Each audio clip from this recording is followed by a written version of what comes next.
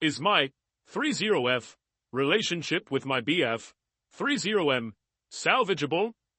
Hello everybody. As the title suggests, I, a 30-year-old woman, find myself standing at a crossroads in my relationship, uncertain of the road ahead. My boyfriend, also 30, and I have officially been together for 4 months. Before that, we spent 2 delicate, tentative months exploring the possibility of something deeper, something more meaningful. At first glance, everything seemed perfect. We were 2 adults navigating the chaotic maze of modern relationships, both hoping to find solace in each other's company. But life, as it often does, had other plans. To fully understand where we stand today, I need to take you back to where it all began, not just for us, but for him, and the shadows that linger from his past. Before we started dating, my boyfriend was entangled in what can only be described as a toxic relationship. For an entire year, he was tethered to a woman who, though perhaps well-intentioned, seemed to bring out the worst in him. Their connection was tumultuous, a whirlwind of intense emotions and bitter disagreements. They tried to make it work, as most people do, but in the end, the cracks were too deep, the wounds too raw. The relationship unraveled, leaving behind a trail of resentment and heartache. For a few fleeting months, they shared a home, a space that should have been their sanctuary but instead became a battleground of unmet expectations and unspoken words. When the relationship finally reached its breaking point, she had no choice but to move out. It wasn't an immediate process. These things never are. Her departure was drawn out, a slow and painful extraction that left echoes of their failed partnership lingering in the air. Part of the delay was practical. Finding an apartment on such short notice is never easy. But there was another reason, one steeped in a kind of tragic optimism. She wanted to salvage what little remained of their relationship. She clung to the hope that perhaps, against all odds, they could rebuild what was broken.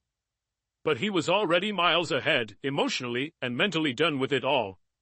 He was ready to close that chapter, to leave the pain and chaos behind. The irony was that while she struggled to find a new place to live, she was also struggling to find a place in his heart, a place that no longer existed for her. Eventually, she left. The breakup became official, and their story ended. Or so it seemed. The emotional remnants of their relationship clung to him like a second skin, invisible yet ever present. It was around this time that he and I crossed paths in a way that was more than just fleeting.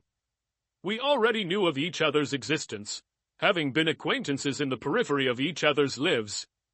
There was a certain warmth to our interactions, a friendly ease that made it natural for him to add me on social media one day. That simple act, an innocuous friend request, would set off a chain of events neither of us could have predicted. We began texting. At first, it was lighthearted and casual, the kind of conversations that flow effortlessly between 2 people who are just beginning to know each other. But as the days turned into weeks, our messages became longer, more intimate. We shared stories, dreams, fears, little pieces of ourselves that felt safe in the digital space we had created. In the background, his previous relationship was slowly fading into a distant memory, and I became a part of his present. Looking back now, I wonder if we moved too fast, if we jumped into something neither of us was fully prepared for. At the time, though, everything felt so right. We were 2 souls finding solace in each other, a reprieve from the chaos of our individual lives. But beneath the surface, there were currents I didn't yet see, currents that would soon pull us into uncharted waters. Eventually, she left. It wasn't with the dramatic flair of a slammed door or an explosive argument, but with the quiet resignation of someone who finally realized it was over. Their relationship was officially done, their story closed like an old book that no one wanted to read again. For him, it was a relief, though not without its lingering complications.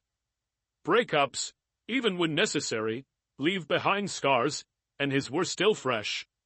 It was during this time that he and I found our paths crossing more intentionally. We already knew of each other, a passing familiarity born from mutual circles and casual greetings.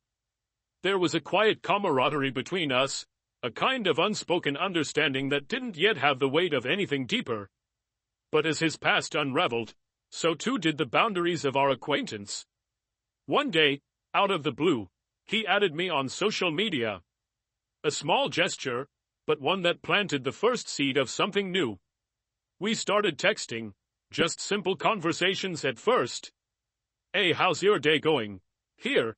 "Hey, you won't believe what happened today." There. Our exchanges felt light and easy, a welcome distraction for him and, admittedly, for me too. I could tell he was carrying the weight of his past, but he never let it seep too deeply into our conversations. Instead, we found joy in the little things, shared jokes, stories, and the tentative first steps of what would soon become a connection neither of us expected. Fast forward to now. Somehow, in the blur of months that followed, we became a couple.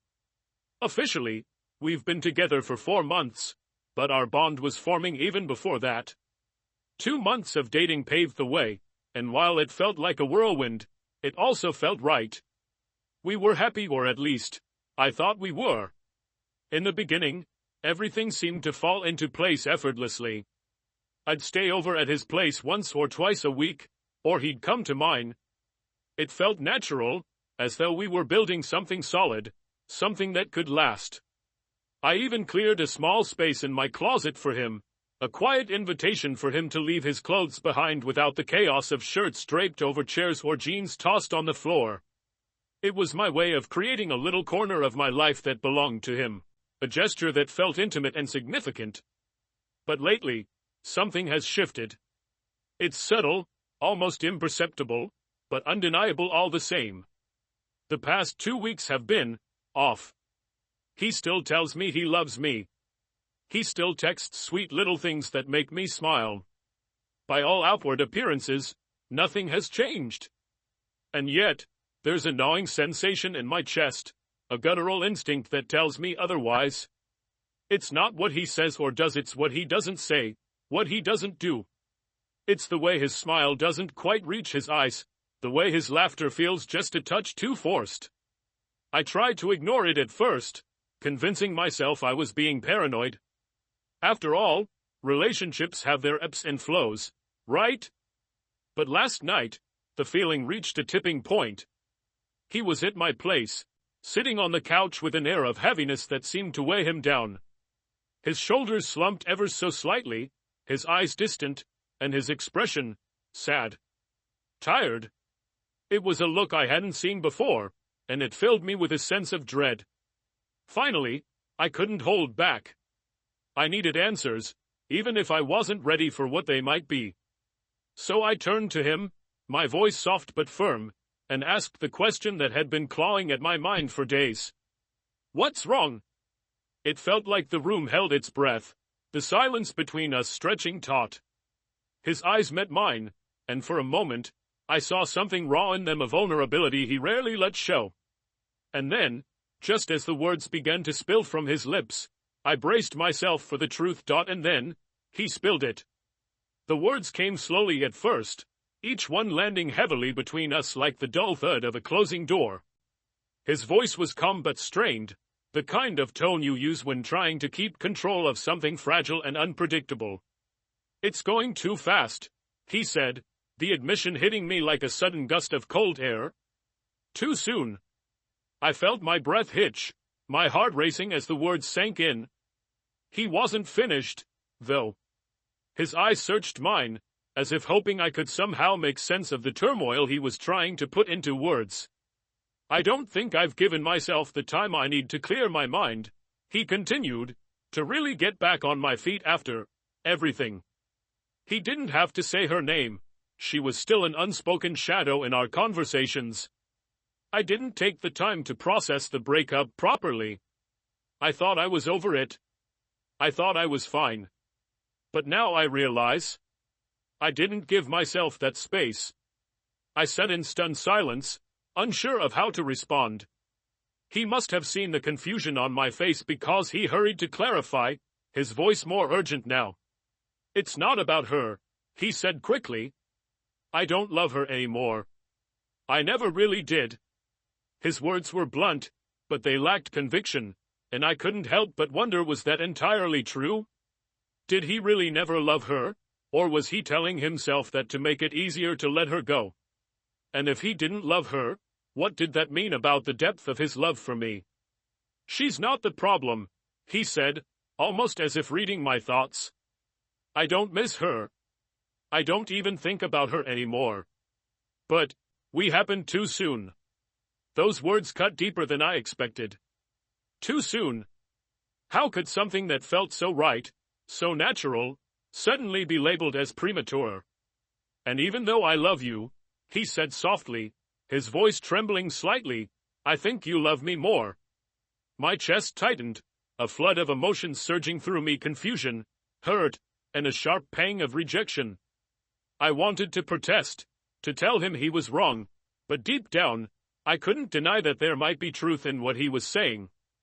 My love for him had grown quickly, intensely, almost as if I had been trying to fill the space that his past relationship had left behind. He hesitated, his eyes darting away from mine for a moment. When he spoke again, his words were hesitant, almost apologetic. "I think we need to take a step back. Not end things completely, but maybe go back to being friends for a while. Like we were before. Still talk every day, still call, still see each other. But without the physical side of things." I blinked, struggling to process what he was suggesting. He wanted to go back? To rewind the clock and undo the very foundation of what we had built? It felt like a blow to everything I thought we had become. But he wasn't done yet. "I just want to get to know you better," he said, his voice quieter now. "I want to make sure that we're building something real, something solid. I don't want to rush this and risk ruining it because I wasn't ready. I want to know you, not just the surface stuff, but really know you. Mentally, emotionally. And I want you to know me too." He paused, the silence stretching between us like a fragile thread. "If we can do that, if we can take the time to really know each other and still realize that we want to be together, then we can go back to loving each other physically." His words hung in the air, a mix of hope and uncertainty. It was a proposition I hadn't expected, one that left me feeling both frustrated and strangely hopeful. Was this his way of trying to save what we had? Or was it simply a soft exit, a way to let me down gently without cutting ties completely? I swallowed hard, my mind racing with questions I couldn't yet put into words. "But," I started, my voice shaky, "how do you expect us to be friends when we've already crossed that line? How do you expect me to invest emotionally and mentally in someone who wants to put me in the friend zone, someone who could easily walk away once they've figured things out?" He looked at me, his expression pained. "That's not what I want," he said. "I'm not trying to put you in the friend zone. I'm trying to slow things down so we can build something better. Something stronger. I don't want to lose you, but I don't want to mess this up either." I didn't know how to respond. On one hand, I could see where he was coming from. His past relationship had clearly left him shaken, and maybe he did need time to heal. But on the other hand, his suggestion felt like a rejection of everything we had already shared. It felt like he was asking me to put my heart on hold while he sorted out his own. And so, with no clear answers, we sat in silence, the weight of his confession settling over us like a storm cloud.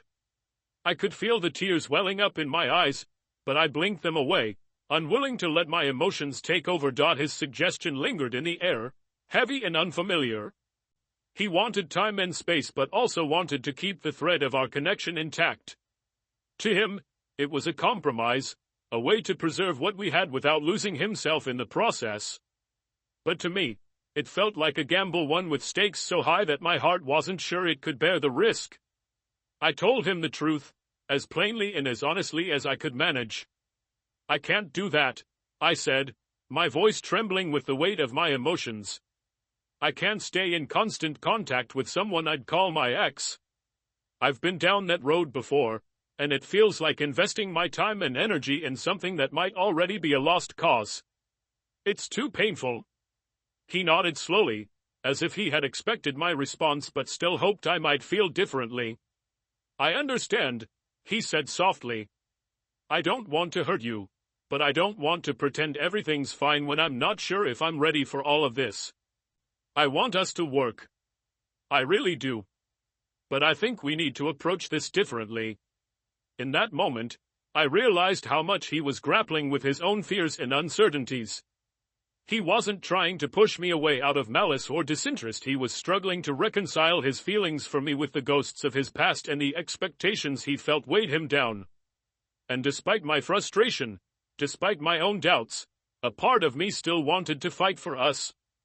So we found ourselves at an uneasy middle ground, a tentative compromise that felt as fragile as glass. We decided to stay in the relationship but take a step back from the physical aspects of it.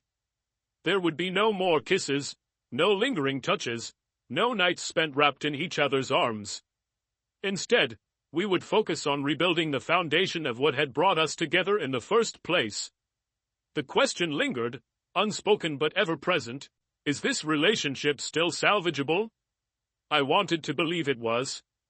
I wanted to believe that with enough effort, enough patience, we could reignite the spark that had brought us together. We could learn to flirt again, to laugh together on fun dates, to dive deep into conversations that reminded us why we had chosen each other. But the truth was, I didn't know. The certainty I once felt in our relationship had been replaced by a quiet uncertainty that gnawed at the edges of my heart. It feels, in many ways, like we are already broken up. I can't shake the sensation that I am mourning the loss of what we had: the warmth, the closeness, the effortless intimacy. Even though we haven't officially ended things, it feels like a goodbye to the version of our relationship that once made me so happy. Now, I am left to grapple with the reality of what we have become. A relationship that is neither here nor there.